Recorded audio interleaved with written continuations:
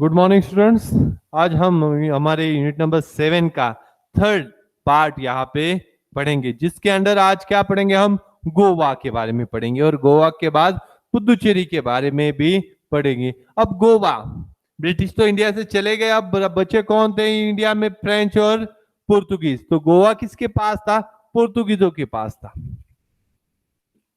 पुर्तगीजों के पास गोवा था। उसी गोवा के बारे में दे, ब्रिटिश चले गए तो पुर्तगीज भी जाने चाहिए थे, लेकिन वो तो चले नहीं गए। इस वजह से वहां के उससे भी पहले पुर्तगीजों को इंडिया से बाहर निकालने के लिए काम स्टार्ट हुआ था, फिर भी 1947 में वो चले नहीं गए। इसलिए उससे उसकी पहले की कंडीशन हम पढ़ेंगे। 1928 में म्हणजे 1928 साली गोवा कांग्रेस कमिटी बनाई गई थी। कब? 1928 में गोवा कांग्रेस कमेटी बनाएगी। जैसे हैदराबाद की थी हैदराबाद स्टेट कांग्रेस, वैसे ही यहाँ पे गोवा कांग्रेस कमेटी बनाई गई थी और इस कमेटी के थ्रू वहां पे गोवा को फ्रीडम दिलाने का काम स्टार्ट करते। इसके प्रेसिडेंट यानी प्रमुख थे डॉक्टर टी.बी. गुन्ना। कौन थे? Doctor T B. गुन्ना, ये इसके प्रेसिडेंट यानी प्रमुख थे। इनकी लीडरशिप में गोवा कांग्रेस कमेटी बनाई गई थी। ये इंडियन नेशनल कांग्रेस की है कमिटी, एक ब्रांच की तरफ, म्हणजे एक शाखेच्या प्रमाणे काम करत होती। अब इन्होंने अपना काम स्टार्ट किया था, तो इन्होंने क्या क्या किया है? इन्होंने 1939 में म्हणजे 1939 साली छोड़ो गोवा के पोस्टर लगवाए थे ऑल ओवर गोवा में। क्विट गोवा, गोवा छोड़ के जाओ, इस वजह से इसे छोड़ो गोवा के पोस्टर और वह गोवा में लगाने का काम किए थे।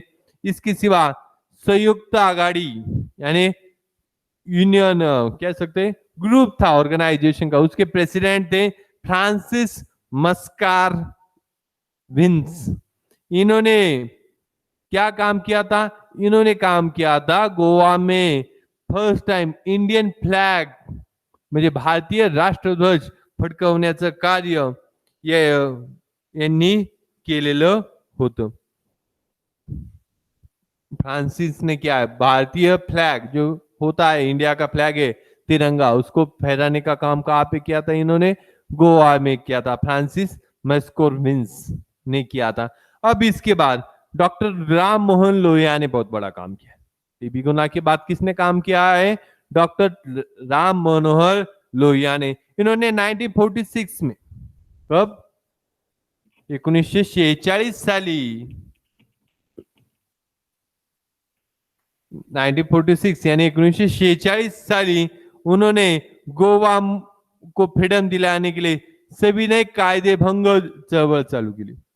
क्या किया था? सविनय कायदे भंग चळवळ मीन्स इसके अंडर क्या क्या काम किया है? सविनय कायदे भंग मूवमेंट के अंडर इन्होंने, एक मिनट,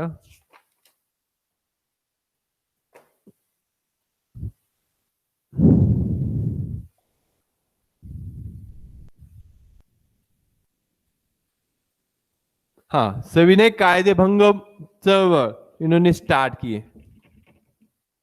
क्या किया है? सविनय कायदे भंग चळवळ स्टार्ट किए, क्योंकि ये बात ही गोवा में लेट स्टार्ट हुई, इस वजह से थोड़ा सा कंफ्यूजन हुआ था। इससे पहले इंडिया में, ऑल ओवर इंडिया में उन्होंने रन की थी सविनय कायदे भंग चळवळ महात्मा गांधी ने। तो गोवा में थोड़ी सी लेट स्टार्ट हुई है 1946 में। उसे इंग्लिश में कहा जाता है सिविल डिसओबीडियंस मूवमेंट। यहाँ पे गोवा में स्टार्ट किए। जैसे ही वहां पे स्टार्ट करने के बाद डॉक्टर राम मनोहर लोहिया को गोवा से बाहर निकाल दिया गया। क्या किया? आप गोवा से बाहर निकल जाओ, ऐसे आप पुर्तगाल गवर्नमेंट ने किया है, तो इनको गोवा से बाहर निकाला गया। इसके बाद मडगांव का एरिया है गोवा का, वहां पे फिर भी डॉक्टर गुन्ना है, पुरुषोत्तम काकोडकर है, इन्होंने जो सत्याग्रह, गांधी जी का जो हथियार था सत्याग्रह, उसका यूज करके उन्होंने आगे चलने का काम किया। इसके लिए डॉक्टर टीबी गुना के ऊपर केस चलवाएगा, उनको जेल में डाला गया। उनके लिए 8 साल के लिए उन्हें पुर्तगाल के कहा पे पुर्तगाल में पुर्तगाल देशामध्ये उस कंट्री में वहां पे जेल में डाला गया। इंडिया में नहीं रखा, गोवा में। कहां पे भेज दिया? गोवा से पुर्तगाल में भेजने का काम किया। जैसे वो 8 साल गोवा से बाहर रहे, पुर्तगाल में जेल में रहे, और जैसे ही फिर से एक बार आए गोवा में 8 साल के बाद, टीबी गोन्ना ने 2 न्यूज़पेपर स्टार्ट किए। कौन से? आजाद गोवा एंड स्वतंत्र गोवा नाम से उन्होंने 2 न्यूज़पेपर स्टार्ट किए, जिसका मेन था गोवा को फ्रीडम दिलाने के लिए। इसके सिवा एक ऑर्गेनाइजेशन बनाई गई थी, जिस ऑर्गेनाइजेशन का नाम था गोवा विमोचन सहायक समिति। मराठी में भी यही है और इंग्लिश में भी यहाँ पे है। ये गोवा विमोचन सहाय्यक समिति कब बनाई थी? 1954 में। 1954 साली ही गोवा साहित्य विमोचन समिति बनाई गई। यहाँ पे इंटरेस्टिंगली बात गोवा के लिए थी, लेकिन ये बनी कहाँ पे है? पुणे में। पुणे में ये ऑर्गेनाइजेशन बनाई थी, पुणे से इनके स्टार्ट थे। इसके मेंबर थे पुणे के ही लोग थे, केशवराव जेदे नाग गोरे थे, यमीन साइंजी गोरे है, जयंतराव टिळक इस ऑर्गेनाइजेशन के मेंबर, मीन्स इस संगठन के मेंबर थे। नाना साहेब गोरे और सेनापति बापट ने, जो अहमदनगर से बिलोंग करने वाले थे, सेनापति बापट, इन्होंने गोवा में चले गए। कौन? नाना साहेब गोरे एंड सेनापति बापट कहाँ पे चले गए? गोवा में गए और वहां पे सत्याग्रह करना स्टार्ट किया। सेम टाइम पणजी का जो फोर्ट है, पणजी का जो किला है, वहां पे इंडियन फ्लैग फहराने का काम भी, म्हणजे भारतीय राष्ट्रध्वज गोव्याच्या पणजीच्या किल्ल्यावर फडकवण्याचं काम देखील यांनी केले। इसके सिवा आचार्य आत्रे फेमस पर्सनालिटी है। आचार्य आत्रे ने क्या काम किया था? उनका एक न्यूज़पेपर है मराठा, उस मराठा न्यूज़पेपर से उन्होंने बहुत जो इंस्पिरेशन देने के लिए, म्हणजे प्रोत्साहन देण्याचं काम या वृत्तपत्रातून केलेलं होतं। इसके सिवा मोहन रानडे का भी काम बहुत बड़ा है गोवा को फ्रीडम दिलाने के लिए। उन्होंने आजाद हिंदू गोमंतक दल की हेल्प से वहां पे फाइट देने का काम किया। सिर्फ फाइट दी, सत्याग्रह किया नहीं, ये इन्होंने खुद हाथ में वेपन्स लेके वहां पे पोर्तुगाल के खिलाफ लड़ने का काम किया है। उन्होंने पुलिस स्टेशन के ऊपर अटैक किया है। पुलिस स्टेशन पे एक बार अटॅक करते समय उनको भी वो इंजर हुए, म्हणजे ते जखमी झाले होते। और फिर पोर्तुगीजों ने उन्हें पकड़ा और 1942 तक जेल में रखा है। अब ये हुआ था गोवा में, गोवा के बारे में। और बाद में गोवा, अब पोर्तुगीजों को पता चला अब गोवा के लोग सुनने वालों में से नहीं है, और तो पंडित जवाहरलाल नेहरू ने उनकी हेल्प करना के बारे में सोचा। और क्या हेल्प की? तो एक ऑपरेशन चलाया गया, जैसे ऑपरेशन पोलो हैदराबाद में चलाया गया था, वैसे ही ऑपरेशन विजय चलाया गया था। क्या चला गया था? ऑपरेशन विजय चलाया गया था, जिसके अंडर गोवा के ऊपर हमारी जो आर्मी है उसने अटैक कर दिया। और वहां पे जो आम लोग है, स्थानिक पीपल है, उन्होंने इंडियन आर्मी को सपोर्ट किया। क्या सपोर्ट किया? जो लँड माइन्स होते हैं ना, म्हणजे भूसुरुंग जमिनीत पुरून ठेवलेले असतात, पाय पडला का फुटतात, लँड माइन्स के ऊपर पैर पड़ गया तो वो फूट जाएंगे। आपने बहुत सारे मूवीज में देखा होगा। वो ढूंढ के निकालने का मेन काम किसने किया है? गोवा के लोगों ने किया है, जिसकी वजह से भारतीय फौज को गोवा में एंटर करना आसान हो गया। और आखिर में पोर्तुगीजों ने सरेंडर कर दिया, पोर्तुगीज शरण आले और 19 डिसेंबर 1961 म्हणजे 19 डिसेंबर 1961 रोजी गोवा को फ्रीडम मिला। ये हुआ गोवा की बात। अब हमें पढ़ना है गोवा के बारे बाद पुदुचेरी के एरिया के बारे में, चंद्रनगर के एरिया के बारे में। जो अब ये पुर्तगालियों के पास का एरिया है, अब हमें देखना है फ्रेंचों के पास का जो एरिया है उसके बारे में यहाँ पे हमें पढ़ना है। अब फ्रेंचों के पास में इंडिया का बहुत सारा एरिया था।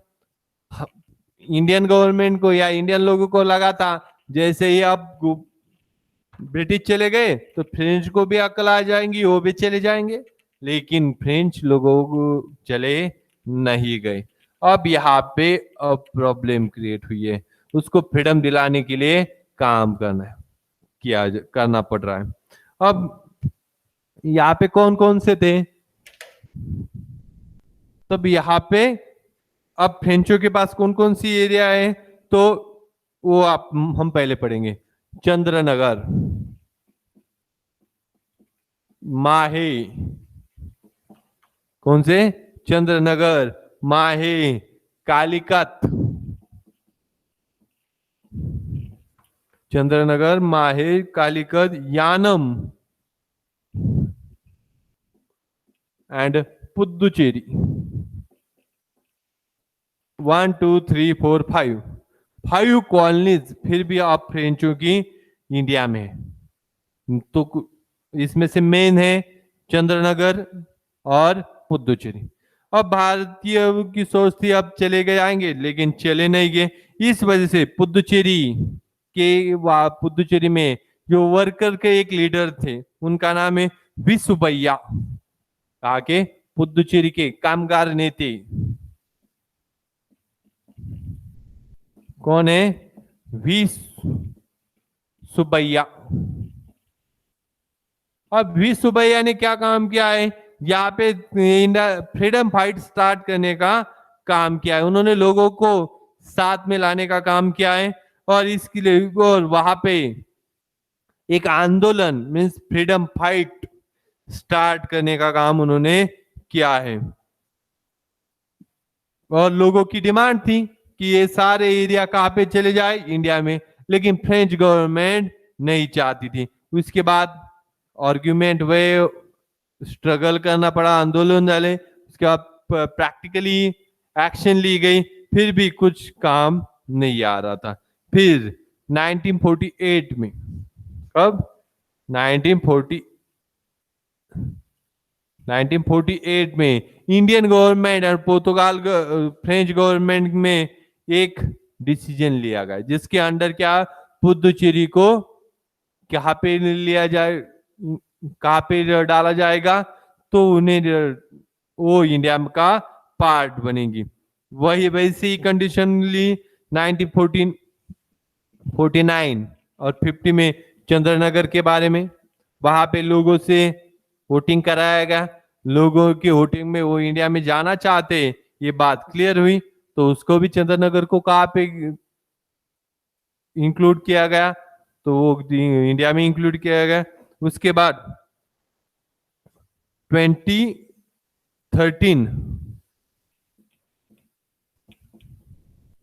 अक्टूबर 1954 में एक डिसीजन लिया गया था। उस दिन पूरी जो प्रोसेस है इंडिया से पुदुचेरी है, चंद्रनगर को पूरी तरह से इंडिया में की तरफ दिया जाएगा, इसके बारे में पूरा प्रोसेस डिसाइड किया गया।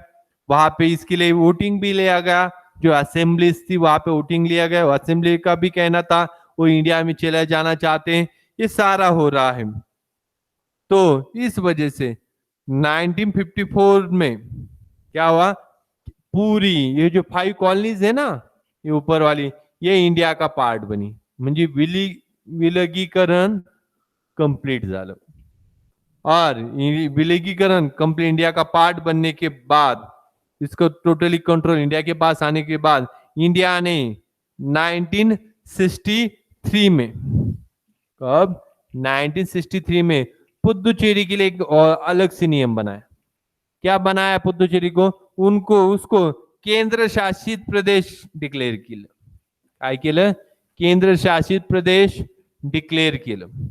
आता केंद्र शासित प्रदेश यानी क्या, यूनियन टेरिटरी बनाया गया है पुदुचेरी को 1963 में। अब इतना ही हमें इस यूनिट में है। अब यहाँ पे हमारा यूनिट नंबर 7 कंप्लीट होता है। बहुत सारे स्टूडेंट ने एक्सरसाइज अभी तक फोटो निकाल के ग्रुप में नहीं डाले या मुझे पर्सनल भी नहीं भेजे। उनको अल्टीमेट दिया जाता है आपको जल्द से जल्द पूरे यूनिट की एक्सरसाइज सॉल्व करके उसके फोटोज मेरे पास भेजने हैं। नेक्स्ट यूनिट टेस्ट से पहले ये काम पूरा होना चाहिए। 7 यूनिट्स के मुझे पिक्चर्स आने चाहिए। Okay, thank you.